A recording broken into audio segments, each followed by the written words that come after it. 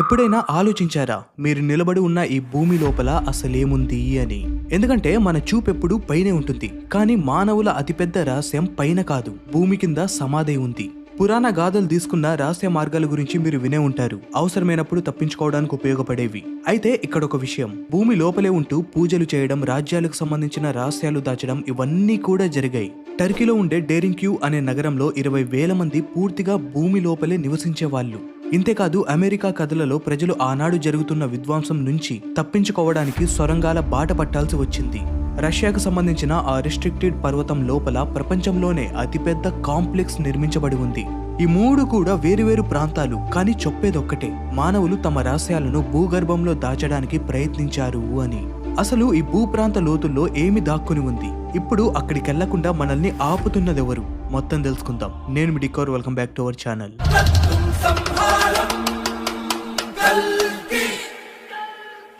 మొట్టమొదటగా భూమి కింద జీవించినటువంటి ఖచ్చితమైన ఆనవాళ్లు 1960లో టర్కీలో బయటపడ్డాయి. కెపడోసియాలో ఒక వ్యక్తి ఇంటి మరమ్మత్తు పనులలో భాగంగా గోడను పగలగొట్టినప్పుడు ఫౌండేషన్ రాయి కాకుండా ఒక సొరంగమే బయటపడింది. ఆ సొరంగం లోపటికి వెళ్లే కొద్దీ వస్తూనే ఉంది. అలా అది చివరికి భూమి లోపల ఉన్న ఒక ఊరికే తీసుకెళ్లింది. ఇప్పట్లో ఈ ప్రదేశాన్ని మనం Derinkuyu underground city అని పిలుస్తున్నాం. ఇది భూమికి 280 అడుగుల లోతులో ఉంది. ఇంకా మొత్తం ఎంతుందో, ఎన్ని లేయర్స్ గా ఉందో తెలియాల్సి ఉంది. ఆర్కియాలజిస్టుల ప్రకారం ఇక్కడ మొత్తం 20,000 మంది నివాసం ఉండి ఉండవచ్చని చెప్తున్నారు. అక్కడ మానవ కుటుంబాలతో పాటు పశువులు, కూరగాయ నిల్వలు, మంచినీటి కోసం స్థలం, ఇవన్నీ కూడా ఉన్నాయి. చెప్పాలంటే ఇది ఒక చిన్నపాటి టౌన్ తో సమానం. బట్ భూమి కింద ఉంది అంతే.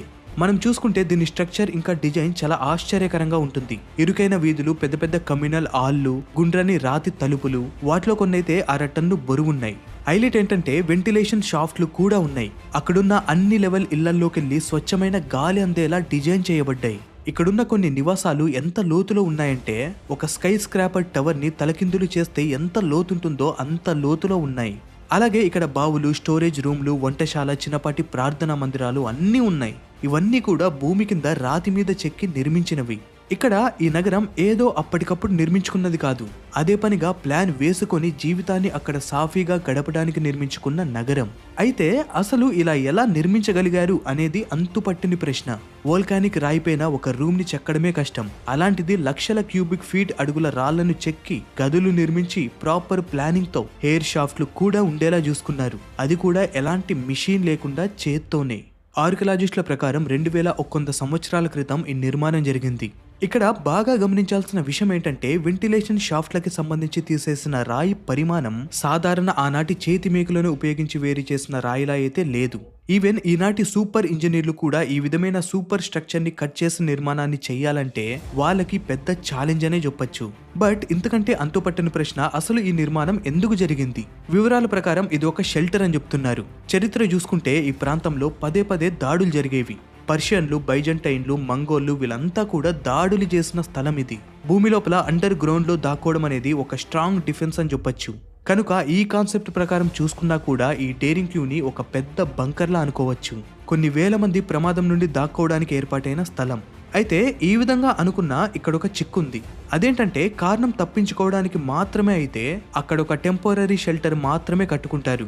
అంతేకాని రియల్ టైం నగరంలో అన్ని వసతులు, ప్రార్థనా మందిరాలు, ఈవెన్ బారు కూడా ఉంది. ఇవన్నీ ఎందుకున్నాయి అసలు? సో కారణం ఏదైనా కానీ అది టెంపరరీ షెల్టర్ మాత్రం కాదు. అయితే ఇంకొంతమంది ఏమంటున్నారంటే, ఈ డేరింగ్ క్యూ ఒకేసారి నిర్మించింది కాదు, layer by layer, generation by generation గా నిర్మించి విస్తరింపజేసింది అని చెప్తున్నారు. ఈ నిర్మాణం 1960 వరకు అజ్ఞాతంలో ఉంది. అలానే ఈ నిర్మాణం నాశనం అయిపోయి కనబడలేదు అనుకోకండి, ప్రవేశ మార్గాలను మూసివేసినందువల్ల కనబడలేదు. ఎస్, శతాబ్దాల వరకు పైన నివసిస్తున్న జనాలకు ఏమాత్రం తెలియదు వారి ఇళ్ల కింద ఒకప్పుడు నగరం జన సంద్రంతో నిండిపోయి ఉండేది అని. ఈవెన్ ఇప్పుడు కూడా ఈ నిర్మాణ ప్రవేశాలకు సంబంధించిన మార్గాలు మూసేసున్నాయి. ఆర్కియాలజిస్టుల ప్రకారం ఇక్కడ ఇంకా లోతుగా ఎన్నో లేయర్ల కన్స్ట్రక్షన్ ఉంది, కానీ వాటికి సంబంధించిన ఎలాంటి మ్యాప్ అయితే తయారు చేయలేదు. అయితే ఇక్కడి లోకల్స్ ప్రకారం ఈ సొరంగం అదే ఊర్లో ఉన్న ఇంకొక అండర్ గ్రౌండ్ కన్స్ట్రక్షన్ కి లింక్ అయి ఉంది. ఇదే గనుక నిజమైతే ఇప్పటి వరకు బయటపడ్డ నిర్మాణం ఆ అతిపెద్ద నిర్మాణంలో ఒక చిన్న భాగం మాత్రమే.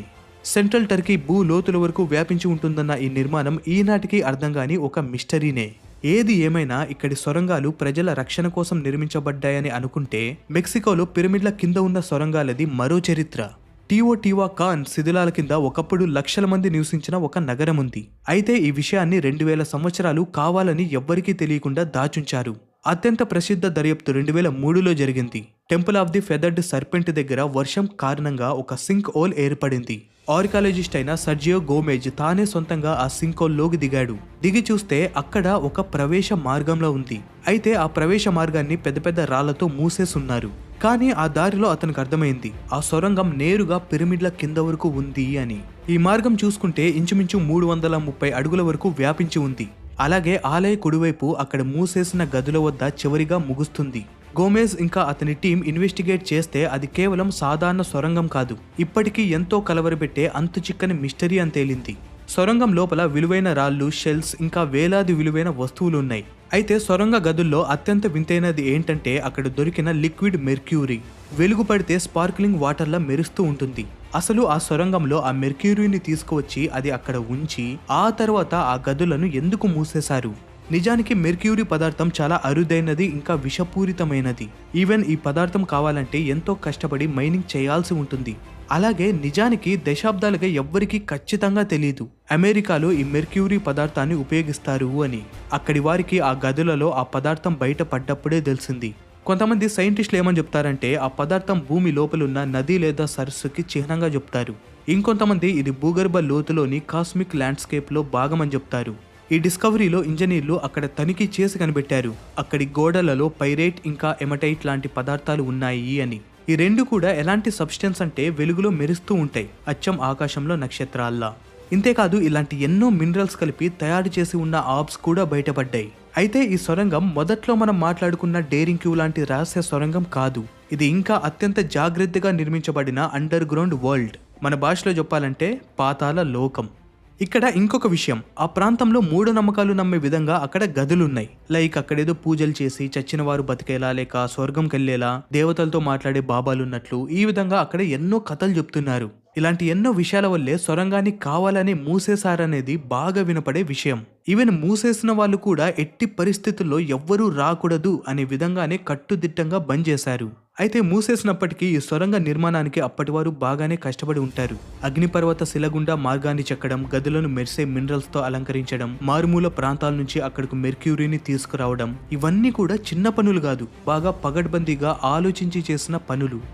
టీవా ఖాన్ పిరమిడ్లు కేవలం ఎత్తైన స్మారక చిహ్నాలు మాత్రమే కాదు, భూలోక నగరానికి ఒక గేట్వే.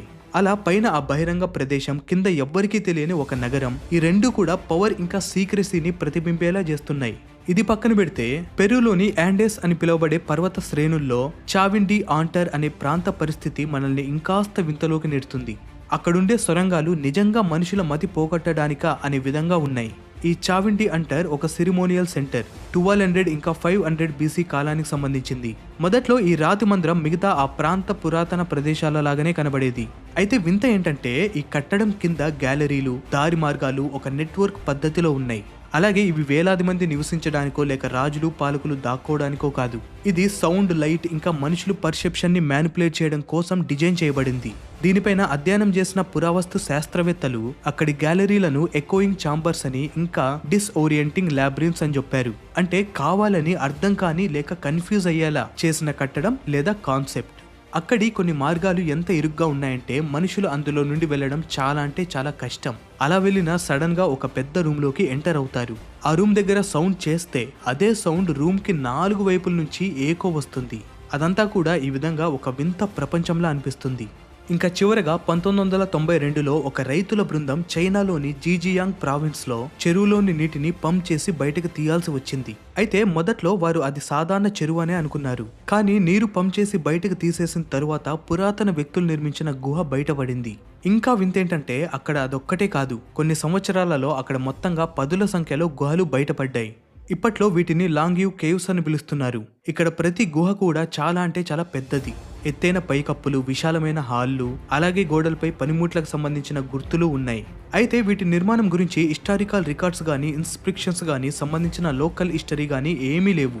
ఎలా ఉందంటే పురాతన ఆది మానవులు అక్కడ నివసించినట్లు, చరిత్రలో లేని వారి ఉనికి ఇప్పుడు బయట పడ్డట్లుగా ఉంది.